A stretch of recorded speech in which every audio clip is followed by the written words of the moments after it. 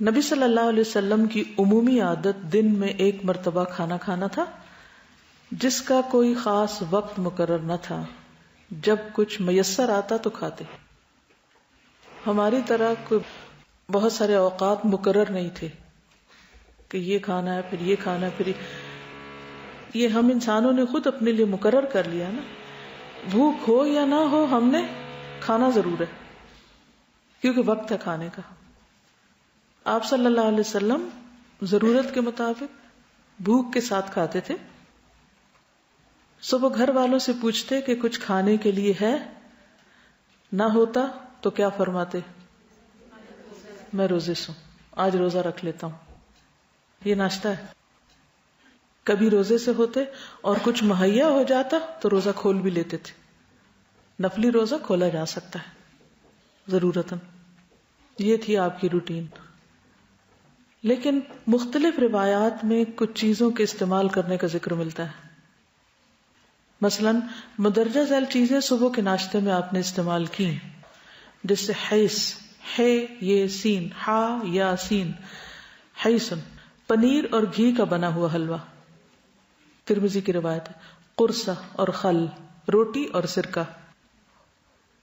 پھر اسی طرح دیگر جو آپ کی غذائیں ہیں ان میں خبز اور لحم، روٹی اور گوشت، تمر، کھجور، نبیذ کھجوروں کو رات کو بھگو کر صبح ان کا پانی پینا یا اس کا شربت بنا کر پینا. لبن، دودھ. روٹی جو کی ہوتی، خشک ہوتی. گیہوں کی روٹی کے بارے میں ملتا ہے خبز برن، بخاری اور مسلم کی روایت ہے. پھر بغیر چھنے ہوئے آٹے کی روٹی ہوتی تھی.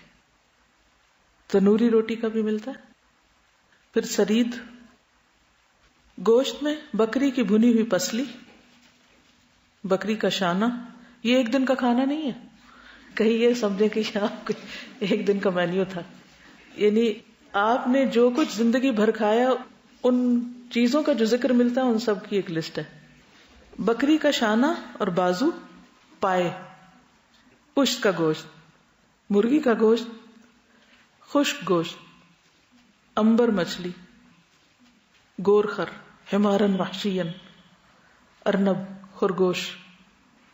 اسی طرح سرکہ، پنیر، گھی، مکھن، جو اور دودھ کا دلیا، ستو.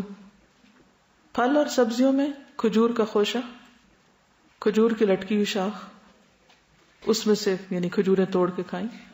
تمر، خشک کھجور، تازہ کھجور، رطب، بطیخ، تربوز، زیتون، اراک پودے کا پھل، اراک، ککڑی، کدو. میٹھے میں کشمش، حلوہ اور شہد. مشروب میں، ڈرنکس میں زمزم، ٹھنڈا پانی، دودھ، پانی ملایا ہوا دودھ، ستو، نبیذ وہ جو کھجور کا جو شربت ہوتا ہے، عسل، شہد، ڈائریکٹ بھی شہد پیا اور پانی میں ملا کر بھی. آپ کی ناپسندیدہ غذائیں لہسن، پیاز اور گوہ، ضب، ضاد اور با. گوہ کیسی ہوتی ہے؟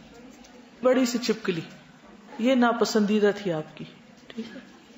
اسی طرح گوشت میں صرف بکری کا نہیں بلکہ اونٹ کا بھی گوشت آپ استعمال کرتے تھے، جو بھی میسر آتا.